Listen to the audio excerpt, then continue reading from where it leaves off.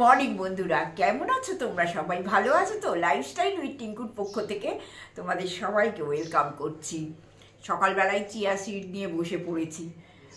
কেন বলো তো, আজকে রান্নার খুব একটা চাপ নেই। মেয়েও ফোন করেছিল সকালবেলা, মেয়ের সঙ্গে কিছুটা গল্প করলাম। বলি না যে ও হসপিটালে যেতে যেতে একটু ফোন টোন করে আমাকে, তখন গল্প করে, একটু গল্প টল্প করি দুজনে মিলে।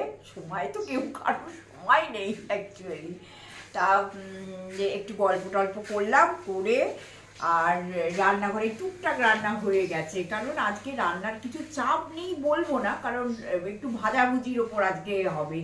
ভাজাভুজি মানে একদম বেশি তেল দিয়ে নয়, কিন্তু কম তেল দিয়ে সেঁকা বেগুন ভাজা আর গোল গোল করে আলু ভাজা। বেশ এরকম এখন সব নতুন আলু উঠেছে তো, ওই আলু ভাজাটা খেতে খুব ভালো লাগে। গোল গোল করে আলু ভাজা, তবে ননস্টিকে ভাজবো অল্প তেল দিয়ে, জানো একটু টাইম টেকিং ব্যাপার, কিন্তু অল্প তেল দিয়ে একটু হাত ধরে ধরে যদি আলুগুলো ভাজা হয় খেতে কিন্তু খারাপ লাগে না। এটা ফাঁকিবাজির নয়, এটা ফাঁকিবাজির নয়, তা একটু সময় সাপেক্ষ ব্যাপার, সেই জন্য চিন্তা করছি একটু তাড়াতাড়ি করে মানে কাজকর্মগুলো আজকে সারতে হবে, কারণ আলু ভাজতে বেশ অনেকটা সময় লাগবে। দেখো, বেশি তেল দিয়ে রান্না করতে খুব তাড়াতাড়ি রান্না হয়ে যায়, কিন্তু অল্প তেলে রান্না করতে না বেশ খানিকটা টাইম লাগে। যার জন্যে আমি কোনো মানে রান্নার লোক রাখতেও পারি না। তার কারণ হচ্ছে, একে তো রান্নার লোক এলে তরবর তরবর থরবর করবে, তারপরে হচ্ছে এত তেল ফেল দিয়ে ওরা রান্না করে না, যে বলে অল্প তেলে আমরা রান্না করতে পারবো না। আমরা 3-4 বারই রান্না করি, ওই অল্প তেলে দাঁড়িয়ে দাঁড়িয়ে শেখে শেখে কি করে রান্না করার সময় আমাদের নেই। ওই জন্যে মানে যতদিন পারবো রান্নাঘরটা কারুর হাতে ছাড়বো না, কারণ ওই কাঁড়ি কাঁড়ি তেল দিয়ে রান্না ও তো আমার পোষাবে না। আমি মাঝে মধ্যে ঠিক আছে সেটা করতেই পারি, কিন্তু রোজের ব্যাপার ওই রকম খেতে পারবো না। না খেয়েই তো নানান রকম সমস্যা শরীরে, খেলে আর কি হবে বলো।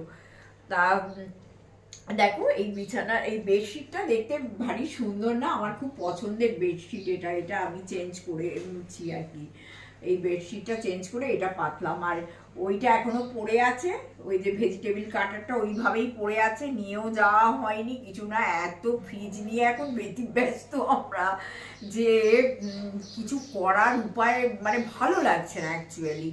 ফ্রিজটা হোক, ঠিকঠাক চলুক, তারপরে নিজেদের রিদেমে আবার ফিরবো। চলো রান্নাঘরে। হ্যাঁ, আর একটাও জিনিস, এখন কি ভেজিটেবিল সস্তা হয়েছে বলো বন্ধুরা। কি 20 টাকা করে বেগুন, 20 টাকা করে গাজর, এইরকম বড় বড় ফুলকপি 15 টাকা।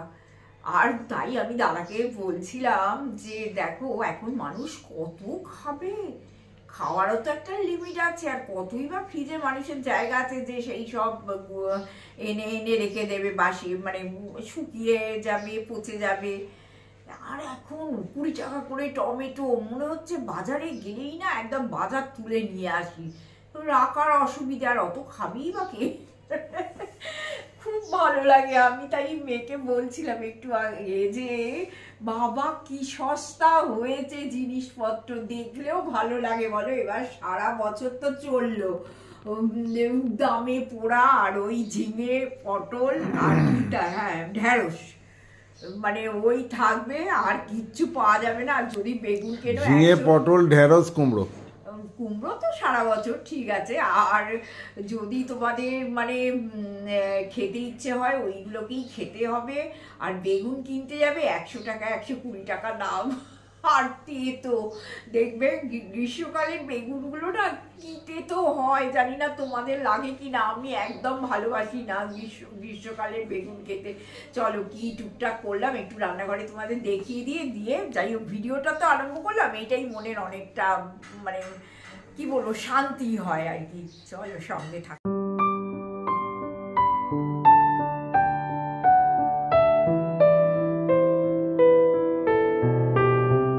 রান্নাঘরে চলে এলাম বন্ধুরা, কি টুকটাক রেঁধেছি একটু দেখিয়ে দিই। এই যে বেগুন ভাজবো বলে বেগুন এনে রেখেছি ওপরের ফ্রিজ থেকে, নিচের ফ্রিজ নয়, মনে করে করে আনতে হচ্ছে, আবার ভুলে যাচ্ছি, আবার নিচের ফ্রিজ তো করার অবকাশ নেই। হ্যাঁ, মানে কি সাংঘাতিক অবস্থা চলেছে আমাদের, কি বলবো, সিঁড়ি ভেঙে ভেঙেই মরে গেলাম, একে পায়ে ব্যথা। তারপরে এই বেগুন এনেছি, বেগুনটাকে ভাজবো এখন না, খাবার সময় গরম গরম। দাদা ঠান্ডা ভাজা খেতে পারে না, এমনি তরকারি ফরকারিও দাদা ঠান্ডা খেতে পারে না, সকালে রান্না করি বটে, সমস্ত মাইক্রোওভেনে গরম করে তারপরে খায়, নিজেই গরম করে। আমি তবুও বলি কি বলতো, গরম ভাত আর গরম করতে হবে না, কি দাদা শুনবে না, সেই আগে গরম করবে। আর আজকে করেছি ফুলকপি দিয়ে আলু একটু ছোট ছোট করে কেটে নিয়েছি, ফুলকপি, আলু, কড়াইশুঁটি, টমেটো, আর আমার সেই ম্যাজিক মশলা আছে, এই ডালে অবশ্যই লাগবে, সব কিছু দিয়ে একটা ভেজিটেবিল দিয়ে ডাল করেছি। এটা একটা দারুণ খেতে লাগে শীতকালে, বলো, মুগের ডালটা। আচ্ছা, আর এখানে দাদা ওই শিঙি মাছ এনেছে, হলুদ ঝোল করছি। হ্যাঁ, শিঙি মাছের হলুদ ঝোল হচ্ছে, ফুটছে। আমার এখানে হাফ ভাত হয়ে গেছে, আর যখন খেতে বসবো তার 10 মিনিট আগে ভাতটা আরেকবার করে নেবো, নিয়ে একদম গরম ধোঁয়া ওটা ভাত, তাতে যা হয় সেটাই মানে মধুর লাগে খেতে আর কি। আমরা একটু ব্যাপার হচ্ছে ঠান্ডাটা খেতে কম পছন্দ করি। তা এই হচ্ছে আজকে আমার কাজ। গোল গোল করে আলু ভাজা এবং গোল গোল করে বেগুন ভাজা, সে তো খাবার সময় ছেড়ে দাও। তা এই হচ্ছে আমার রান্নাঘরের কাজ, বেশি কিছু তরকারিটা আজকে যায়নি, আর তরকারি খেতে অসহ্য লাগছে। না না, এখন তো ফ্রিজে খুঁজে পাওয়া মুশকিল, কোনটা যে কোথায় আছে সেটা খুঁজে পেয়ে যদি একটা বার করি 4টে বেরিয়ে পড়বে, এবং তাদের আবার নতুন করে রিইনস্টল করে ঢোকানো, সে সাংঘাতিক চাপের কেস। বিশ্বাস করবে না, আমার তো 365 দিনই আমার দই পাতা হয়, মানে দই না হলে আমাদের বাড়িতে চলেই না আর কি। দাদার তো ব্রেকফাস্ট রেগুলার দই, ওটস দই, চিড়ের দই, কর্নফ্লেক্স, দাদা রেগুলার এটা খায়। এইবার চিন্তা করতে পারছো, আমি বলেছি যতদিন না ফ্রিজ সারানো হবে আমি দই মই কিচ্ছু করবো না। কালকে যা দুধ ছিল সব দুধ ঢেলে অল্প একটু গোবিন্দভোগ চাল আর নতুন গুড়ের পাটালি দিয়ে একদম আমি পায়েস করে নিয়েছি, জানো। আর করলে কি হবে, মেয়েকে আবার বলছি, মেয়ে বলছে এইসব বাজে জিনিস করছো কেন তুমি, তুমি জানো মিষ্টি জিনিস থাকলেই তুমি নিজেকে রেজিস্ট করতে পারো না, ওইগুলোকে খাও। একদম করবে না, মেয়ে আবার বকা দিল যে এই পায়ে ব্যথা, তারপরে ওই মিষ্টি জিনিসগুলোকে বসে বসে খাচ্ছ, মানে ও বলছে আর কি বাবাই তো ঠিক বুঝে শুনে খাবে, ওকে দিলেও খাবে না মিষ্টি জিনিস, কিন্তু তোমার তো কোনো ঠিক ঠিকানা নেই, ভাতও খাবে না আর কোনো জিনিস খাবে না, ওই মিষ্টি পায়েস বসে বসে খাবে। অ্যাকচুয়ালি হয়েছেও তাই। হ্যাঁ, রাত্রিবেলা ভাবলাম না আর খাবো না, এত কষ্ট করে হাঁটতে যাই আর খাবো না, ও বাবা দাদাকে দিলাম খেতে। এবার রান্নাঘরে এসে দেখছি যে পায়েস বেশ অনেকটা আছে পড়ে, হ্যাঁ দুধ যা হয় হবে, কপ কপ করে পায়েসটাকে খেয়ে নিলাম, জানো। তাই মেয়ে বলছে একদম করবে না বাড়িতে ওই সব জিনিস, চলো আসছি। একটু নিচেটা ঝাড়াঝুড়ি করে নিয়ে তারপরে রান্নাঘরে গিয়ে আবার কাজ আরম্ভ হবে। সমস্ত রান্নাঘরে ওলট হয়ে পড়ে আছে। এই ঘরটায় বন্ধুরা জানো তো, কিছু করতে গেলেই মানে সব সময় মায়ের কথা মনে পড়ে যায়, কারণ এটা আমার শাশুড়ি মায়ের ঘর ছিল, আর আমার শাশুড়ি মা এই ঘরে ঢুকে কিছু করতে দিতেন না।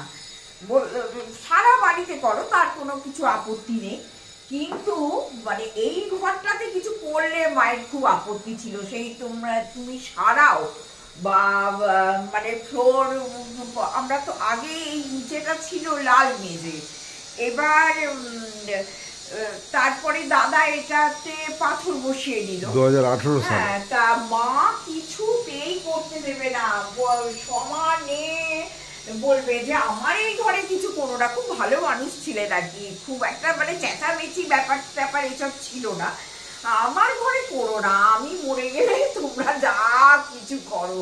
মায়ের সবসময় একটাই কথা ছিল, মানে একদম উইয়ে ঢিপি করে এই ঘরটাকে মা রেখে দিত। তার সত্যি কথা, যখনই এই ঘরে আমি যা করি না কেন, কারণ দেখো শাশুড়ি মায়ের সঙ্গে তো প্রায় 38 বছরের একটা সংসার ছিল আমার, সবসময় এই কথাটাই মনে হয় যে এখন এই ঘরটা যেহেতু আমরা বসার ঘর হিসেবে একটা ঠিকঠাক করে রাখি, তখন মনে হয় যে বাবা মা যদি এই জিনিসটা দেখতো তাহলে তো কেমন রেগে মেগে যেত যে তোমরা আমার ঘরে কত কিছু করছো। তা এখন নিজেদের মতো করে যেমন এই সোফা টোফাগুলো কিনলাম, হ্যাঁ, এইখানে সমস্ত কিছু গুছিয়ে সাজিয়ে রেখে দিয়ে এই ঘরটা, যেহেতু আমরা ডাইনিং যেটা ঢুকেই আমার ডাইনিং হল, ওখানে বসার ব্যবস্থা করলে সব থেকে ভালো হতো। আর বলি না, আমাদের দুজনের সংসার, এত বড় বাড়ি, এতগুলো ঘর, খুব অসুবিধে হয় বলে এই ভেতরের ঘরটাই একটা বসার ব্যবস্থা করেছি। আর নিচে একটা ছোট্ট টিভিও রেখে দিয়েছি। বড় টিভি তোমরা সবাই জানো যে বড় টিভি আমার ওপরেই থাকে। এই ছোট টিভিটা, কারণ এইটা তো সবসময় আমরা নিচেই থাকি, এটাই চলে। বড় টিভি অত চলার মানে সময়ও নেই, খেলার সময় চলে। এইটা জাস্ট খাবার সময় মানে 10 মিনিট ম্যাক্সিমাম। আর খেলা থাকলে তখন আগে কিন্তু মোহনবাগানের খেলা আছে বেঙ্গালুরুর সঙ্গে, দাদা কিন্তু সকাল থেকে পুরো একদম টেনশনে, আজকে জিততেই হবে জিততেই হবে। খেলা থাকা মানেই হয়ে গেল। আজকে আবার পেপার আসেনি, কালকে 26শে জানুয়ারি গেছে, নাহলে পেপারটা ভালো করে দাদা মুখস্থ করে নেয় একদম, কোথায় কি হচ্ছে না হচ্ছে। আর দাদার একটা তোমাদের কথা বলি শোনো, দাদার চিরকালের অভ্যাস কি বলতো, চা খেতে খেতে পেপারটা পড়া। এখন সত্যি পেপারের দরকার হয় না, এখন তো আমরা নেটেই সব পেয়ে যাই, কিন্তু দাদার ওইটা আছে। আর দাদার কেমন বলতো, পেপারটা একদম টাটকা পেপারটা নিজে খুলে দেখবে, এটা আমি ছোটবেলা থেকেই জানি আর কি, ভীষণ ভালোবাসে। নিজে ওই পাট ভাঙা পেপার নিজে খুলে প্রথম দেখবে, আর তারপরে তোমরা যে যেমন দেখো এটা পছন্দ করে, তাহলে দেখলে কিছু বলবে না। তা আমি সেটা মেনটেন করি। আর আমার না ওই রকম মানে ওই বসে বসে ওই ছোট ছোট লেখা পড়ার সময় হয় না। চা যখন খেতে বসি তখন যে কিছু মানে ইম্পর্টেন্ট জিনিস দাদা কি করে, ওই পেপারটা চেঁচিয়ে চেঁচিয়ে পড়ে, তাতে আমারও শোনা হয়ে যায়, দাদাও পড়া হয়ে যায়। এটা আমাদের ছোট্টবেলাকার অভ্যাস কিন্তু, জানো তো, ওই পেপার নিয়ে দাদা চেঁচিয়ে চেঁচিয়ে দুজনে মিলে এই সোফায় বসে আর পড়ে পড়ে শোনায়। তা আমারও জানা হয়ে যায়, নিজেকে আর সময় নষ্ট করে পেপার পড়তে হয় না, আর ওই ছোট্ট ছোট্ট খুদি খুদি লেখা, তা আমারও পেপারে কোথায় কি হলো না হলো জানা যায়। এই আর কি, তো এই সবগুলো না মানে বলাই হয় না অনেক সময়। তাই এটা আজকে যেহেতু পেপার আসেনি, বেশ আমাদের হাতে অনেকটা সময় হয়ে গেছে, নাহলে ওই বসে বসে দুজনে পেপার শোনা পেপার পড়া এই চলতে থাকে। ঠিক আছে। আর এবারে তো হস্তশিল্প মেলায় যেতে পারলাম না, আগের বার তো এটা হস্তশিল্প মেলা থেকে কিনে এনেছিলাম, তোমরা জানো, প্যাঁচার 2 বাচ্চা, এবারে আর যাওয়া হলো না। আর কি করব বলো। ঠিক আছে, পরের বছর চেষ্টা করব যাওয়ার জন্য। মেলায় বড্ড হাঁটতে হয়, ওই জন্যে না এবারে আর নিজেও চার করে যাইনি। চলো এবার রান্নাঘরে যাই, গিয়ে রান্নাঘরের একটু কাজকর্ম সারি।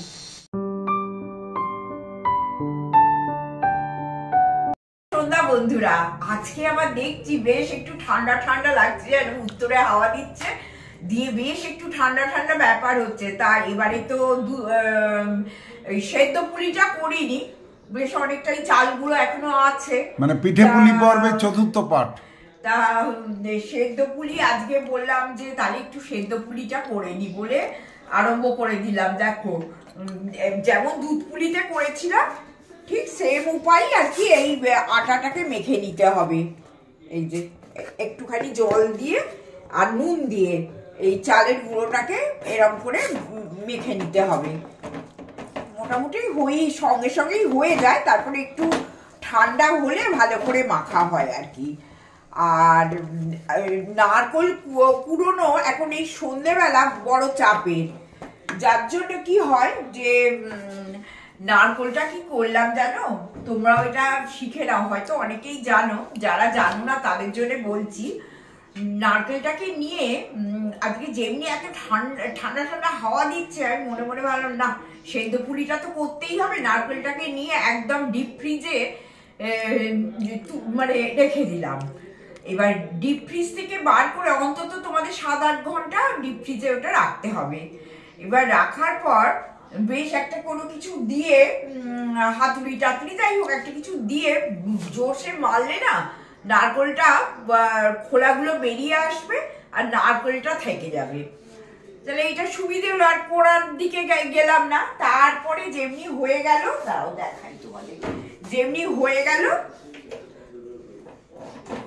এইটাকে দেখো গ্রাইন্ডারে দিয়ে বেটে নিলাম, মানে জল ছাড়া আর কি, গ্রাইন্ডারে দিয়ে এটা বেটে নিলাম।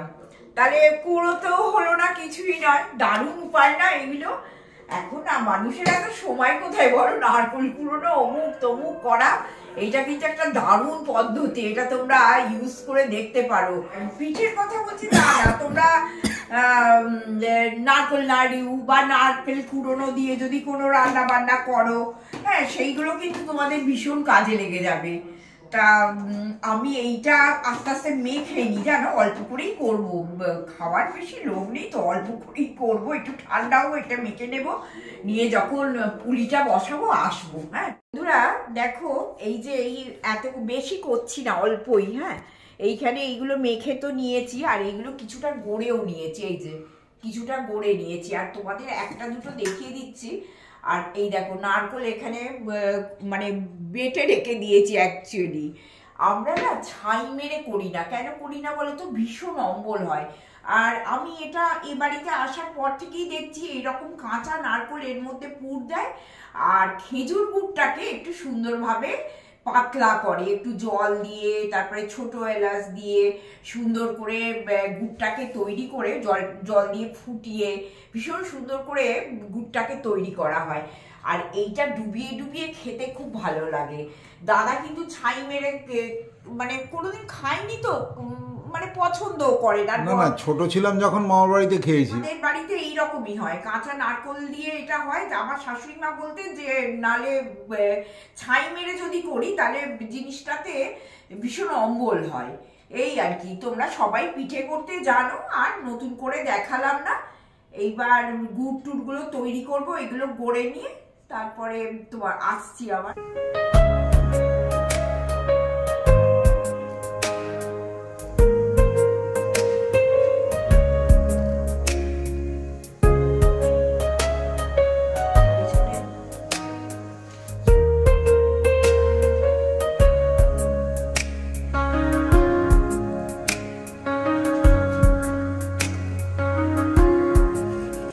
বন্ধুরা যে পাতলা পিঠেগুলো বসিয়ে দিয়েছি, একদম অল্প পিঠে করেছি। আর দেখো এই যে পাতলা গুড়টা যেটা করি, একটা সিলভারের বাটি বসিয়ে দিলাম, দিয়ে এতে একটু কিছুটা জল দিলাম। হ্যাঁ, এইবার জল দেবার পর খেজুর গুড় দেখো এর মধ্যে আমি দিয়ে দেব। এই যে একটুখানি খেজুর গুড় দিয়ে দিলাম।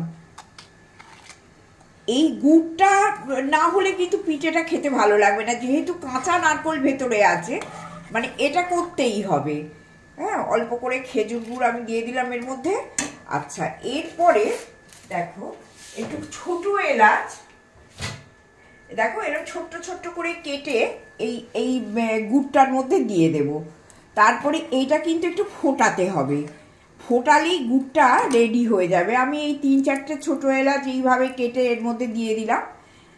আর এইটাকে কি করতে হবে, ডুবিয়ে ডুবিয়ে পিঠেগুলো খেতে হবে। এইটাই এর রেসিপিটা আর কি। হ্যাঁ, একদম গরম ধোঁয়া ওঠা সেদ্ধ পুলি পিঠে শীতের রাতে, আর পাতলা খেজুরের গুড়, এই করলাম। দাদাকে দিয়ে দেবো, দাদার এই প্লেট সাজানো হয়ে গেছে, দাদা খেয়ে নিক। ক্যামেরা করছে বলে দাদা পিকচারে নেই। তা যাই হোক, তোমাদের কেমন লাগলো হঠাৎ করে বানিয়ে ফেলা সেদ্ধ পুলি পিঠে, তো নিশ্চয়ই আমাকে লিখে তোমরা জানাবে। আর আজকের মতো বন্ধুরা আমি ভিডিওটা শেষ করছি। প্লিজ প্লিজ সঙ্গে থেকো, সাবস্ক্রাইব করতে ভুলো না। একদম পাশে যে বেল আইকনটা আছে, ওই বেল আইকনটা টিপে দিলেই একটা অল নোটিফিকেশান আসবে, ওইটা তোমরা যদি ক্লিক করে দাও তাহলেই আমার সমস্ত ভিডিও নোটিফিকেশান পেয়ে যাবে। আজকের মতো ভিডিওটা শেষ করলাম। টাটা, গুড নাইট, সবাই ভালো থেকো।